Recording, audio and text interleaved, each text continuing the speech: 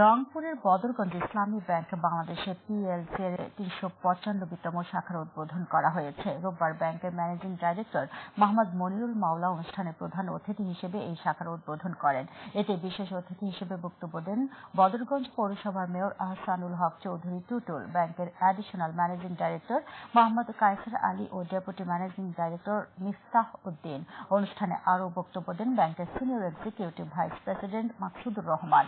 ব্যাংকের রংপুর জোন প্রধান আবুল লাইস মোহাম্মদ খালেদের সভাপতিত্বে অনুষ্ঠানে উপস্থিত ছিলেন ব্যাংকের senior assistant vice president AM. Shahidul Imran এবং ধন্যবাদ জ্ঞাপন করেন বদরগঞ্জ শাখার প্রধান মুস্তাফিজুর রহমান সরকার। গ্রাহক শুভানুধ্যায়ীদের পক্ষ থেকে বক্তব্য দেন সাবেক সংসদ অধ্যক্ষ পরিতোষ চক্রবর্তী, বদরগঞ্জ ওয়ারেশিয়া আলিম মাদ্রাসার প্রিন্সিপাল মাওলানা আব্দুল আলিম সহ অনেকে। এই সময় ব্যাংকের নির্বাহী কর্মকর্তা, গ্রাহক শুভানুধ্যায়ী এবং গণ্যমান্য ব্যক্তিবর্গ অনুষ্ঠানে উপস্থিত ছিলেন।